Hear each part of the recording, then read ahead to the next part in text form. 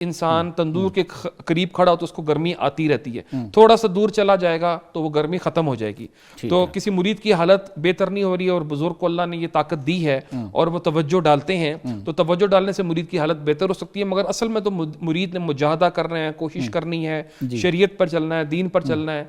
یہ چیز بھی ایک اس کی مددگار صوفیہ نے لکھی ہے۔ ڈاکٹر صاحب یہ ارشاد فرمائیے کہ جس کو یہ نور شرع صدر کی نعمت مل جاتی ہے،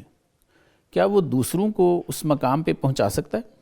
سر جی بالکل، اس کے بارے میں صوفیہ کرام کی جو تعلیمات ہیں وہ بڑی واضح ہیں۔ جی اصل میں بات یہ ہے، جیسے میں نے پہلے عرض کیا کہ ایک نور نبوت ہوتا ہے جو سینے سے سینے میں منتقل ہوتا ہے، ٹھیک ہو گیا، وہ ایک فیض ہوتا ہے، صحیح، جو ایک نسبت جو باطنی نسبت ہوتی ہے، جی جی، اس ایک فیض ہوتا ہے، اور اس کے بارے میں صوفیہ یہ فرماتے ہیں کہ وہ اللہ تعالیٰ سے نبی صلی اللہ علیہ وسلم کے قلب مبارک پر آتا ہے، سبحان اللہ، اور نبی صلی اللہ علیہ وسلم کے قلب مبارک سے وہ شیخ جو آپ کے پیر و مرشد ہوتے ہیں ان کے قلب پر آتا ہے، اور ان کے قلب سے مرید کے قلب پر آتا ہے۔ یہ فیض کا طریقہ۔ سبحان اللہ۔ اب اس کے اوپر کچھ روایات بھی میں نقل عرض کر دیتا ہوں تاکہ بات مزید واضح ہو جائے۔ جی جی، تو جب پہلی وحی کا وقت آتا ہے اور جبرائیل علیہ الصلوۃ والسلام نبی صلی اللہ علیہ وسلم کے پاس آتے ہیں اور فرماتے ہیں کہ یا رسول اللہ پڑھیے،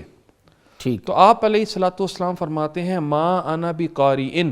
بالکل بالکل صحیح، سبحان اللہ، سبحان اللہ، پڑھ نہیں سکتا، جی میں قاری نہیں ہوں، نہیں پڑھنے والا نہیں ہوں، جی بالکل ٹھیک، یہ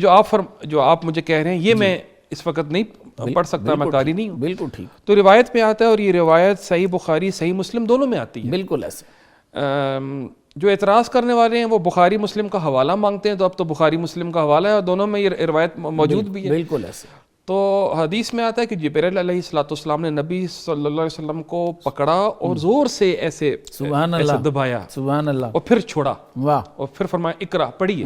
آپ نے پھر فرمایا ما انا بقارئ، ٹھیک، پھر جبرائیل علیہ السلام نے حضور کو پکڑا، ٹھیک، اور زور سے دبایا، زور سے، اور پھر چھوڑ دیا، پھر فرمایا، پھر حضور علیہ الصلوۃ والسلام نے یہی جواب دیا۔ تو 3 دفعہ یہ واقعہ ہوا۔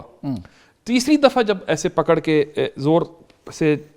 پکڑ کے پھر چھوڑا اور پھر فرمایا اقرا، تو آپ صلی اللہ علیہ وسلم کی زبان مبارک سے پھر قرآن کریم آپ نے پڑھنا شروع کر دیا، اور اقرا بسم ربک الذی خلق جو شروع کی آیات ہیں وہ نازل ہوئی۔ تو یہ آخر دبانا کیا تھا، اور دبانے سے وہ کیا چیز منتقل۔ ڈاکٹر صاحب ایک سوال میرے ذہن میں آ رہا ہے، جی یہ ایک لفظ استعمال ہوتا ہے صوفیہ کے ہاں، میں نے بھی تھوڑا پڑھا ہے ان کو، جی جی توجہ، جی جی جی، تو کیا اس کو ہم توجہ کہہ سکتے ہیں؟ جی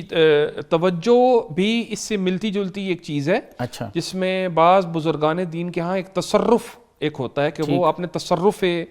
روحانی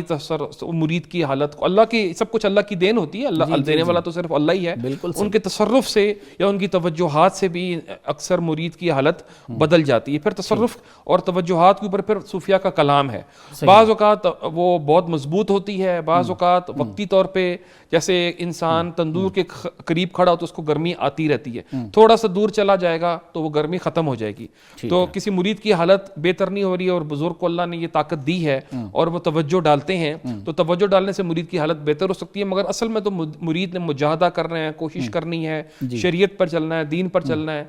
یہ چیز بھی ایک اس کی مددگار صوفیہ نے لکھی ہے۔